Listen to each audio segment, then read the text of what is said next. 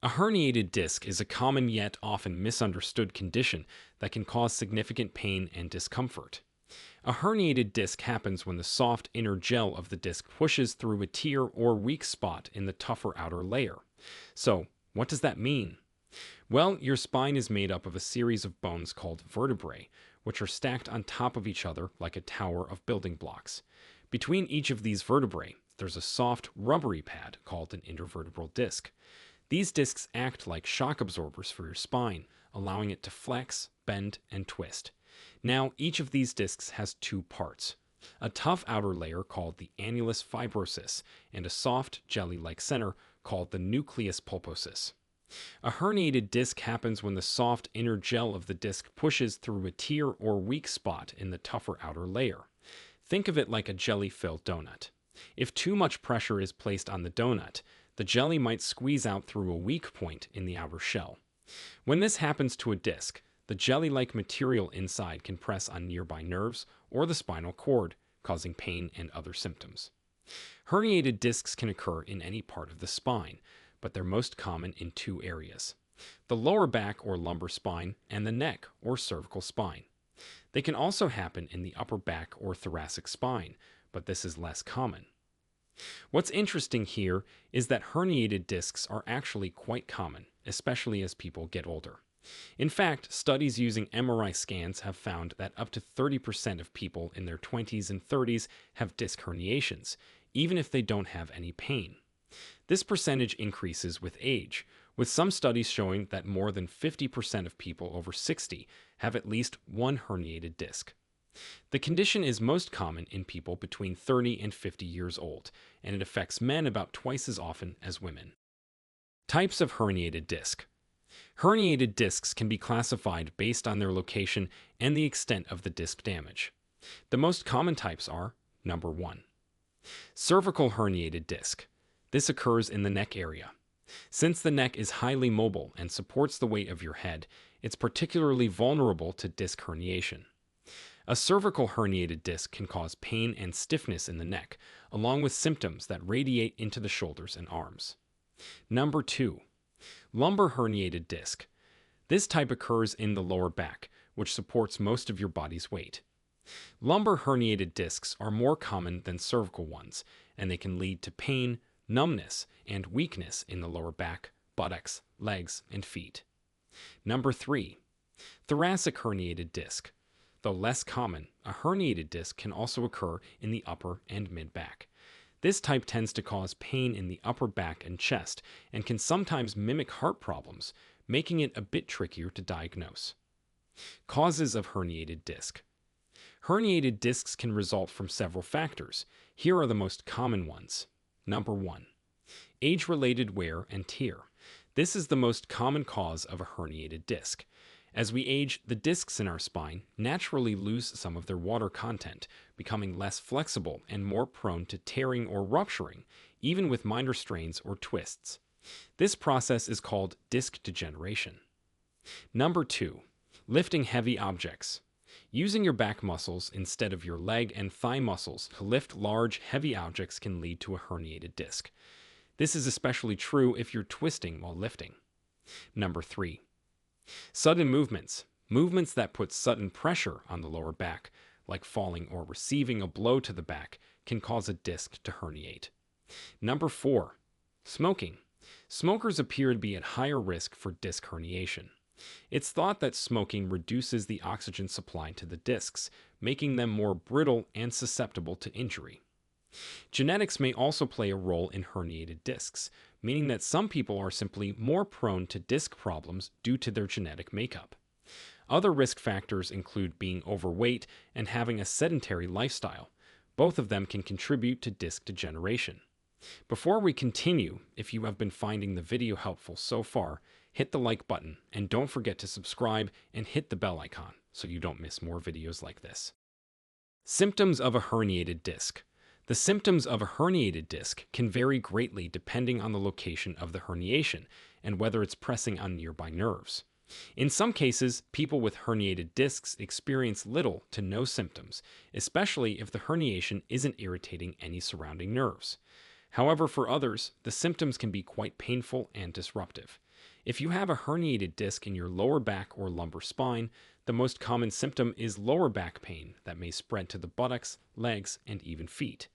This is often described as a sharp or burning pain that worsens with movements like bending, lifting, or twisting.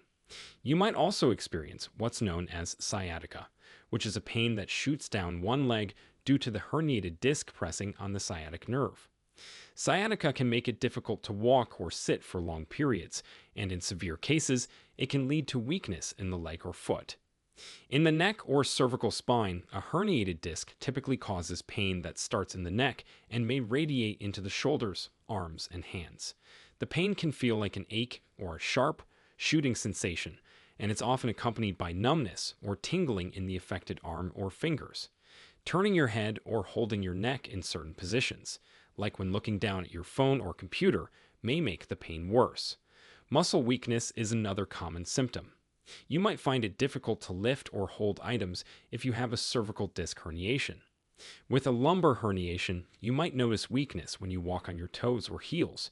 In more severe cases, people may experience loss of bladder or bowel control, which is a medical emergency and requires immediate attention.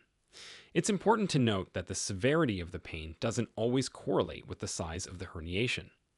A small herniation can be extremely painful if it's pressing on a nerve in just the wrong way, while a larger herniation might cause only mild discomfort if it's not impinging on any nerves.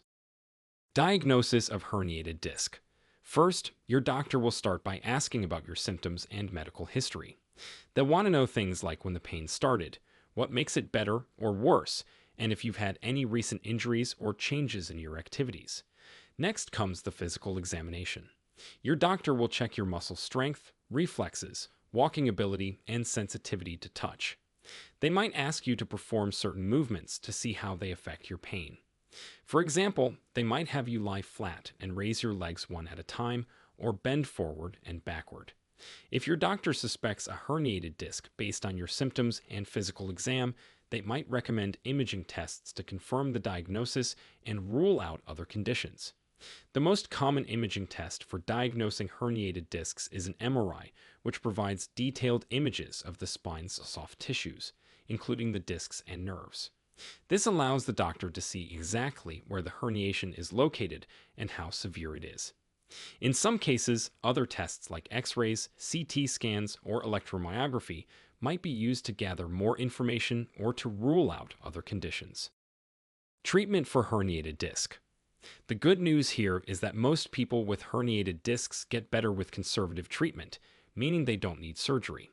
In fact, with time, many herniated discs improve on their own as the body reabsorbs some of the protruding material.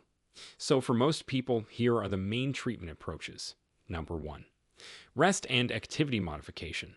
In the early stages of a herniated disc, it's important to avoid activities that make the pain worse. This might mean limiting bending, lifting, or sitting for long periods. However, complete bed rest is not recommended, as staying active helps keep your spine flexible and prevents stiffness. Try to find a balance between resting and moving. Short walks or gentle stretches can help relieve pain without putting too much pressure on your spine. Number 2. Pain medications. Over-the-counter pain relievers like ibuprofen or naproxen can help reduce pain and inflammation. If over-the-counter medications aren't enough for you, your doctor may prescribe stronger pain relievers or muscle relaxants to ease muscle spasms that sometimes accompany a herniated disc. Number 3. Physical therapy. This is often a cornerstone of treatment for herniated discs.